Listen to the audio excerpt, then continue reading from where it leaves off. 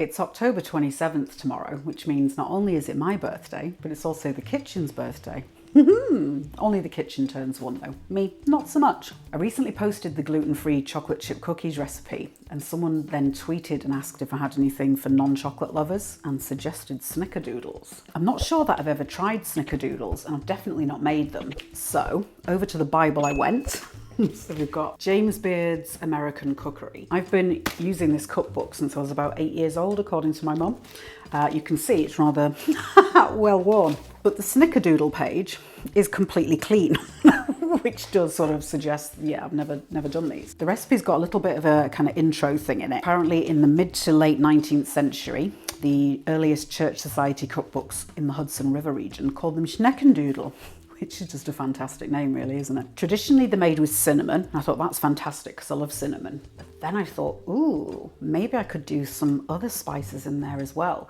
That kind of then led me on to Christmas. I know it's only October, but Christmas is always there, isn't it? So I'm gonna make cookies for my birthday so that you can make them for Santa. The James Beard recipe uses eggs and butter and just isn't vegan. So I'm gonna have a go at veganizing it and also making it gluten-free. As an egg replacer, I'm gonna make some kind of chia eggs. If you've seen the chocolate chip recipe, I used flax seeds to make the eggs. This time I'm gonna use chia seeds just because I wanna have a go and see what that's like. So I'm gonna put a teaspoon of chia seeds into the coffee grinder, give that a whiz up. That's all nicely ground up, so it's just about a tablespoon. I'm now going to add hot water. It's not quite boiled, but it's hot. Add 3 tablespoons of water. Give that a good stir. And then leave that to the side. Next step is to cream half a cup of butter with some sugar. And I've just found out I don't have enough vegan butter, so I'm going to do some vegan marge and just hope it's going to be okay. Half a cup, which I think is about 113 grams or so. I'm going to cream the butter with 3/4 of a cup of golden castor sugar, which is like 135 grams. Give this a really good mix. You want it to go lovely and fluffy and airy. Put that to the side and I can weigh out the dry ingredients. I need 1.5 cups, 215 grams of gluten-free flour, 1/4 teaspoon of salt. I've halved the original recipe and it needs 3/4 of a teaspoon of baking soda. So I'm gonna do just under half, like a scant half teaspoon. Then I need a half teaspoon of cream of tartar. I'm not 100% sure what this is. When I edit, I'll do some research and pop that in for you here. But it tastes a little bit vinegary maybe. And apparently snickerdoodles have got this classic tangy taste to them, which comes from the cream of tartar. If I find any substitutes, I'll stick those in a pinned comment for you. So it's a very kind of soft, light white powder. Feels a little bit grainy, just a touch, so it's not quite as smooth as a starch. And then sieve those together. I'll just give this a very quick mix together. You don't want to knock out too much of that air though. Swap bowls again. Here's the chia mixture now, so you can see very thick. And I'm going to add half a teaspoon of vanilla extract into this for a bit of extra flavour. Give that a good mix together. And then add the vanilla chia mixture into there and work it together. Once it's all come together nice and evenly, I'm going to add in 1/8 of a cup of milk. It's 1/8 of a cup, but it works out about 2 tablespoons. Mix that in. So I've got a very wibbly wobbly mixture, and I'm now going to slowly add the flour as the cake mix is running.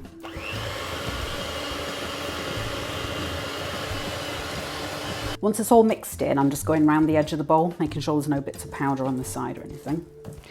And then I'll put this in the fridge to chill for 15 minutes and see if it's firm enough. If not, I might have to go in for another 15, so half an hour in total, but we'll see. While the batter's in the fridge, I'm going to make up the spice sugar to go on the top of it. 1.5 tablespoons of the golden castor sugar again. I've grabbed out a selection of spices that I think are going to work quite well. So similar to sort of mulled wine spices. Feel free to grab a bottle of, mixed spices, that kind of thing, make it a bit easier on yourself. 1/4 teaspoon of coriander seeds. Probably the equivalent of a star anise. A few cloves. A few coriander pods, and then a little bit of licorice root, and give it a blitz. A lot of licorice bits in there, but that's fine. Dust everything into a plate, and then I can sieve it. These bits, don't throw them away, you can make a nice kind of tea out of it. 1/4 teaspoon of allspice, and then a heaped half teaspoon of ground ginger, and a teaspoon of cinnamon. And then just work the spice mixture into the sugar. I'm just going to check the flavour on the sugar. Oh, it's got a kick to it.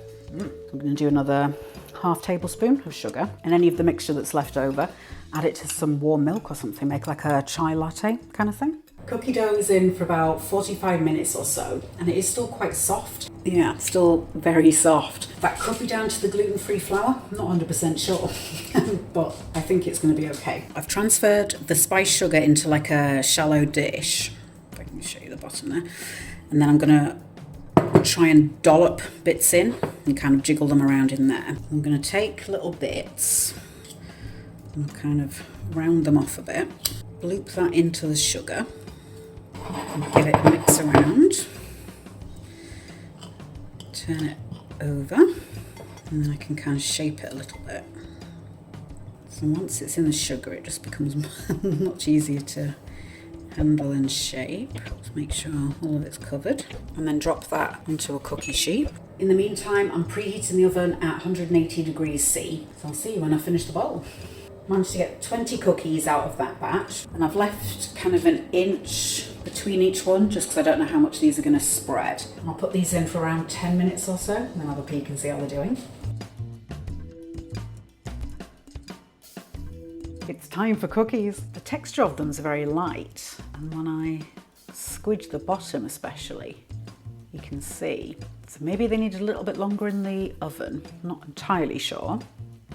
But if I break it open, it's very sort of light and pillowy inside. They certainly smell incredible. Just really lovely, deep, warming, spiced kind of smell. As soon as I put them in the oven, I realised I'd forgotten to put nutmeg in. So I'm gonna go on that. Almost like a prolato, kind of like a Jewish baked biscuit.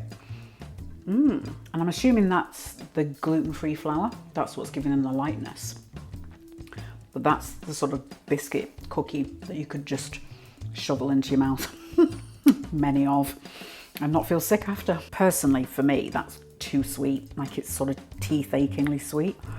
So I'd cut that amount of sugar by half even. Yeah, so maybe half a cup, 1/3 of a cup even, something like that.